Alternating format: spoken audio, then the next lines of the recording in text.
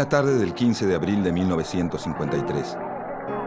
Se respira un clima tenso frente a la Casa de Gobierno.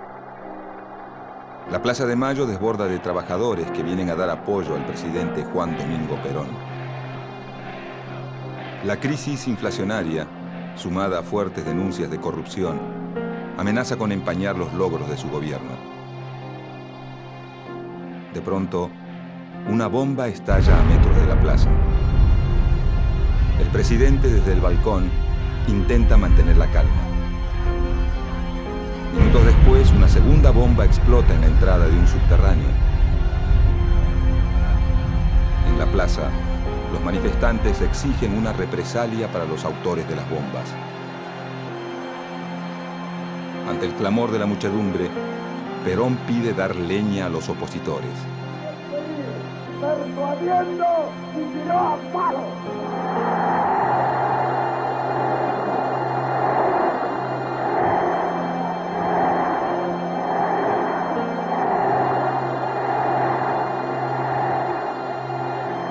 Una vez finalizado el acto, varias columnas de militantes justicialistas recorren las calles en dirección a los principales locales de la oposición. Esa noche incendian la Casa del Pueblo, sede del Partido Socialista, la Casa Radical, la sede del Partido Conservador y el Jockey Club de Buenos Aires.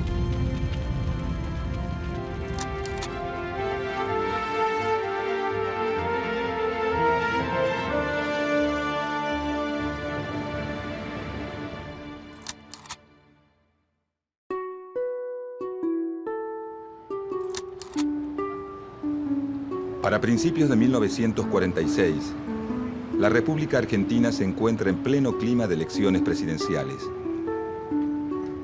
La realidad política del país muestra un electorado polarizado. Bajo la denominación de Unión Democrática, se agrupan los partidos políticos tradicionales como la Unión Cívica Radical, el Partido Demócrata Progresista, el Partido Socialista, los conservadores y el Partido Comunista. Los candidatos de la Unión Democrática, representados por la fórmula presidencial Tamborini-Mosca, buscan alinearse con las potencias vencedoras en la Segunda Guerra Mundial, presentándose ante la sociedad como los representantes de la democracia y el sistema liberal. La Unión Democrática trata de mostrar al gobierno militar de Edelmiro Julián Farrell y a la política de su candidato oficial, Juan Domingo Perón, como una versión local del fascismo europeo. Por el otro lado, el Frente Electoral del Coronel Perón está representado por un partido integrado por dirigentes de los principales sindicatos, que busca representar políticamente al sector obrero industrial, el Partido Laborista, y también por un desprendimiento del radicalismo, en desacuerdo con la política de la Unión Democrática, la UCR Junta Renovadora, y algunas fracciones de otros partidos que se suman en varias provincias. Este frente electoral persigue una política que promueva el desarrollo industrial y la instauración de un estado de bienestar, continuando la línea política nacionalista impulsada por el coronel Perón en sus épocas de secretario de Trabajo y Previsión del gobierno militar. Fuera del sistema de partidos, la candidatura de Juan Domingo Perón recibe la adhesión de dos sectores muy fuertes en la política de esos años. Por un lado, las Fuerzas Armadas y en especial el Ejército, cuya fracción nacionalista decide apoyar desde un principio la política social del candidato de gobierno. Y por otro lado, la Iglesia Católica, cuya relación con Perón comienza con la Revolución del año 43, cuando el gobierno militar de ese entonces, del que Perón forma parte, implanta la educación religiosa obligatoria en las escuelas. Además, la adopción por parte de Perón de varios postulados de la doctrina social de la Iglesia hace que su relación con sectores del clero sea desde un principio bastante fluida. En las elecciones presidenciales del 24 de febrero de 1946, la fórmula presidencial Juan Domingo Perón Hortensio Quijano, con un 52% de los votos, derrota a la de la Unión Democrática. De esta manera, la coalición política del coronel Perón obtiene una amplia mayoría en el Senado y el 70% de las bancas en la Cámara de Diputados, dejando muy poco espacio para la oposición. A partir de este momento, comienza en Argentina una fuerte etapa de confrontaciones y antinomias, que dividen políticamente al país en dos grupos, a primera vista irreconciliables. Una vez instalado en la presidencia, Juan Domingo Perón comienza a dar forma a su programa de gobierno, basado en la idea de construir una alianza de clases, es decir, un acuerdo entre el capital y el trabajo, garantizado por el poder del Estado. Para llevar a cabo este programa, Perón busca el apoyo de los sectores más afines a él. El sector obrero industrial, organizado políticamente mediante los sindicatos, y el sector empresario vinculado a la industria liviana, que basa su desarrollo en el mercado interno. La floreciente situación económica de la que goza el país en 1946 hace que el plan de Perón empiece a dar frutos rápidamente. En poco tiempo, la participación del salario de los trabajadores en el ingreso nacional pasa del 44% que tenía en 1943 a más del 53% llegado 1948. Para 1949, el salario real crece en un 62% con respecto a las cifras de 1945, permitiendo que los sectores de menores recursos aumenten el consumo de bienes y servicios relacionados con el bienestar. Los sindicatos, que para ese momento ya habían quintuplicado sus índices de afiliación, comienzan a expandir los servicios a sus asociados, construyendo sus propios policlínicos, hoteles y colonias de vacaciones, mientras que el Estado garantiza el acceso a la salud, la vivienda y el sistema previsional de los sectores más carenciados. Estas cifras alentadoras dan al gobierno de Perón un amplio margen de consenso entre los sectores populares, que comienzan a ver al presidente como algo más que un simple líder político. A todo esto, su esposa, María Eva Duarte de Perón, impulsa una medida que la hace sumamente popular.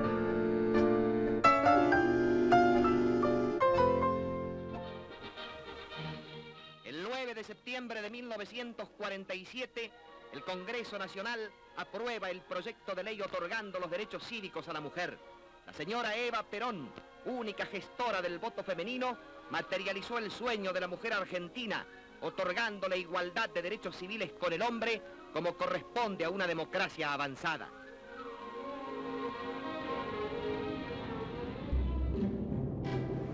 Paralelamente a su labor de gobierno, Perón va construyendo un conjunto de principios políticos y doctrinarios tendientes a fortalecer su figura y a prolongar la permanencia de su partido en el gobierno. Una síntesis de estos principios doctrinarios son las llamadas tres banderas del peronismo: soberanía política, independencia económica y justicia social. Enarbolando estas tres banderas, en 1949, el gobierno de Juan Domingo Perón se lanza a una audaz maniobra política.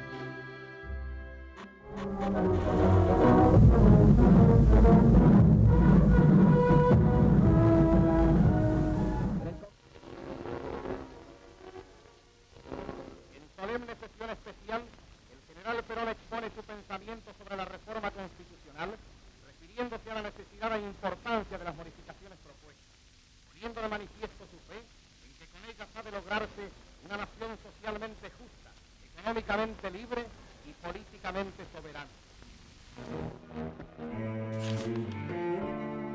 La reforma constitucional de 1949 busca legitimar jurídicamente los avances políticos y sociales obtenidos por el peronismo, incorporando los derechos del trabajador, de la familia, de la ancianidad y de la educación y la cultura, y un capítulo sobre función social de la propiedad, el capital y la actividad económica al texto de la Carta Magna, así como también sus 3 banderas al contenido del preámbulo. Además de sus propósitos jurídicos, la reforma constitucional también tiene una clara finalidad política: crear una cláusula que permita la reelección del presidente.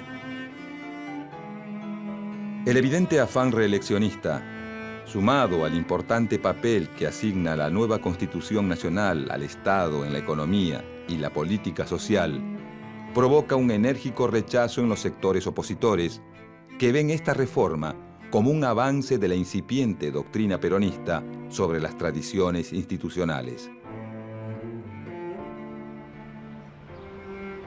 A pesar de todo, la nueva Constitución es aprobada y Perón se lanza inmediatamente a una nueva campaña electoral. Ese mismo año, se revierten las condiciones económicas favorables que acompañaron los primeros años del gobierno peronista. Si en 1946 Perón logra ganar las elecciones con las principales radios y diarios en su contra, está claro que para 1951 esto no va a volver a suceder. En consecuencia, Perón redobla los esfuerzos de campaña, asignando una vital importancia a la Subsecretaría de Informaciones de la Presidencia.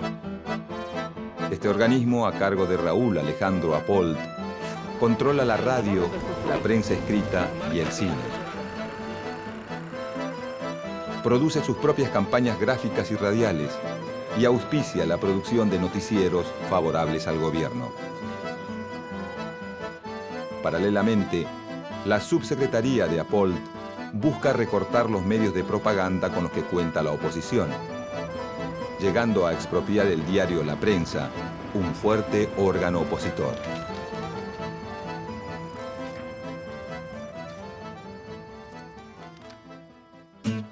De 1949 a 1951, la propaganda oficial gana las calles y los principales medios de comunicación. Libros, afiches y filmes propagandistas exaltan la figura del presidente y su esposa. Es en esta época que María Eva Duarte de Perón adquiere una importancia fundamental para el gobierno. Su avasallante personalidad y sus logros políticos, sumados a su intensa obra benefactora, hacen que en poco tiempo la militancia peronista la convierta en un emblema de justicia social y que el gobierno la instale como la segunda cara más visible de la propaganda oficial. Para 1950, la campaña electoral avanza en medio de una incipiente crisis económica, que trae consigo los primeros brotes de inflación y una importante caída en las exportaciones. Con el fin de no perder el control de la situación, el Estado peronista refuerza las tendencias centralizadoras de su acción política, avanzando sobre distintas áreas, tanto en lo que se refiere a la implementación de políticas sociales, como la salud pública y la construcción de viviendas, como a los cuadros intermedios del movimiento, especialmente los sindicatos. Para principios de los 50, el sector sindical es uno de los que más ha crecido y uno de los principales apoyos del gobierno peronista. Con el objetivo de establecer un mayor control de los sindicatos, el Estado promulga la Ley de Personería Gremial. Dicha ley establece la formación de un único sindicato por rama industrial, lo que facilita el control por parte del Estado del movimiento obrero organizado. Paralelamente a la Ley de Personería Gremial, el Partido Peronista va reemplazando a la vieja guardia sindical por una nueva dirigencia menos autónoma y más cercana al gobierno.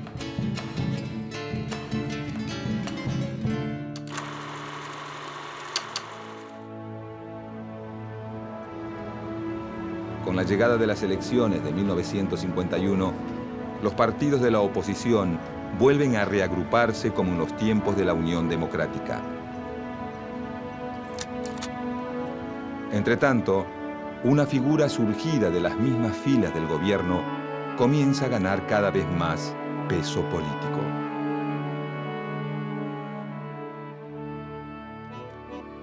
A mediados de 1951, un sector de la dirigencia de la CGT y el recientemente creado Partido Peronista Femenino deciden auspiciar la candidatura de Eva Perón a la vicepresidencia de la Nación.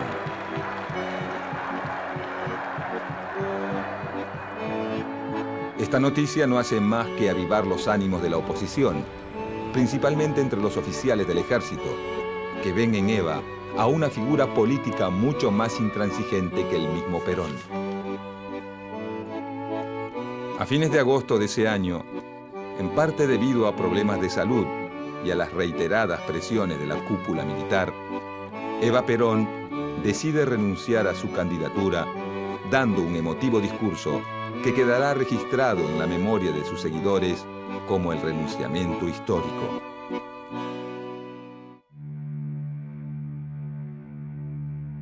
La renuncia de Eva Perón no logra calmar del todo el malestar del ejército, y un mes más tarde, un levantamiento militar liderado por el general Benjamín Menéndez intenta dar un golpe de Estado.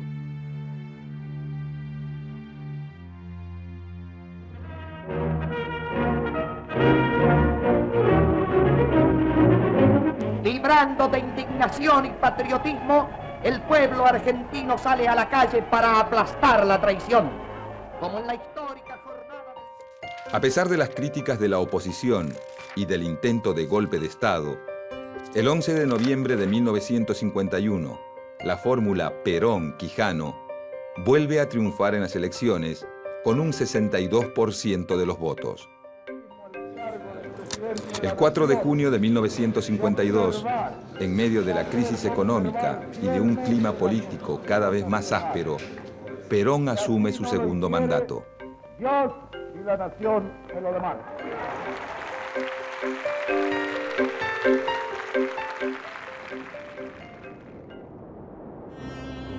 Un mes y medio más tarde, el 26 de julio, Eva Perón muere víctima de un cáncer.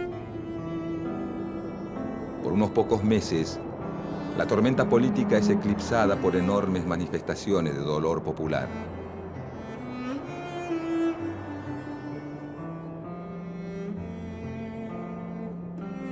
La ausencia física de la figura más convocante del gobierno comienza a ser suplida por un culto a su memoria. Pero para el gobierno de Perón, ya nada va a volver a ser igual. Llegado 1953, lo peor de la crisis económica parece estar llegando a su fin, aunque la crisis política no para de fermentar. Durante los primeros días del año, sale a la luz un escándalo de corrupción que involucra a una persona del entorno íntimo del presidente, Juan Ramón Duarte. Hermano mayor de Eva, cuñado y secretario privado del general Perón, Juan Duarte es acusado por la oposición de usar sus contactos políticos para hacer negocios sucios a expensas del Estado. El escándalo termina de estallar finalmente el 9 de abril, cuando Juan Duarte es hallado muerto en su departamento luego de supuestamente haberse suicidado. El 15 de abril de 1953, apenas 6 días después del suicidio de Juan Duarte, la CGT organiza una manifestación en Plaza de Mayo en apoyo a un Perón cada vez más asediado por las denuncias de corrupción formuladas contra miembros de su gobierno. En el transcurso del acto, 2 bombas estallan en medio de la manifestación, causando muertos y varios heridos entre la multitud. Esa misma noche, grupos de militantes peronistas actúan en represalia a las bombas, incendiando los principales locales de la oposición, como la Casa Radical, la Casa del Pueblo, la sede del Partido Conservador y el edificio del Jockey Club. En los días posteriores a la quema del Jockey Club, el conflicto entre Perón y la oposición se agudiza. El gobierno endurece su política de persecución y censura y varios líderes opositores son encarcelados. Dentro y fuera de los calabozos, comienzan a correr rumores de apremios ilegales y torturas que desprestigian aún más la imagen del régimen. Para descomprimir la situación, a fines de ese año, el Congreso decide dictar una amnistía. Cerca de 4.000 presos políticos son liberados. Pero lejos de lograr una conciliación, los adversarios de Perón se aprestan a presentar batalla. Para 1954, la exaltación de la doctrina justicialista adquiere ribetes exacerbados. El culto a la figura de Evita y la progresiva peronización de los contenidos escolares comienzan a irritar a amplios sectores de la sociedad y se abre un nuevo frente de conflicto para el gobierno de Perón. Durante los años de su segundo mandato, la relación de Perón con la Iglesia ya no es tan cordial como en el primer gobierno. La exaltación casi religiosa de la figura de Eva Perón y su proclamación pública como jefa espiritual de la nación comienzan a generar inquietud entre los sectores más conservadores del episcopado, quienes rápidamente se suman a los reclamos de la oposición. La respuesta de Perón es intensificar la crisis. En pocos meses el gobierno suprime la enseñanza religiosa obligatoria, promulga la ley de divorcio vincular y propone una reforma de la Constitución para separar a la Iglesia del Estado. El conflicto con la Iglesia no tarda en estallar. Desafiando todas las prohibiciones y las restricciones impuestas por el gobierno peronista, el 11 de junio de 1955, todas las fuerzas opositoras al gobierno, en solidaridad con la Iglesia Católica, participan de la procesión de Corpus Christi y desfilan frente a la Catedral de Buenos Aires. Esta procesión constituye la manifestación masiva más grande en contra de Perón hasta el momento. Incluso militantes socialistas y comunistas, de conocida postura anticlerical, marchan junto a miembros de la Acción Católica en repudio al gobierno. El episodio termina con un confuso incidente que incluye la quema de una bandera argentina. Este hecho es utilizado por el gobierno para desacreditar a los asistentes de la marcha y para minimizar sus efectos políticos.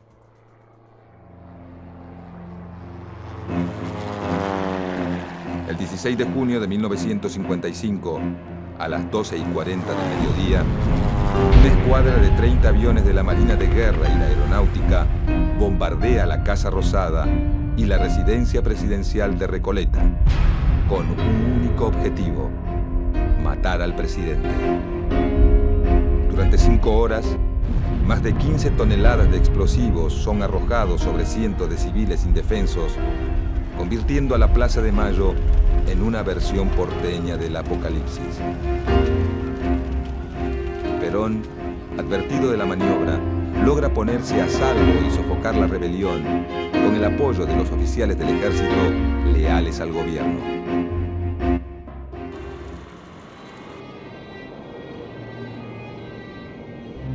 Al final de la jornada, el bombardeo a Plaza de Mayo deja un saldo de más de 300 muertos y el doble de heridos.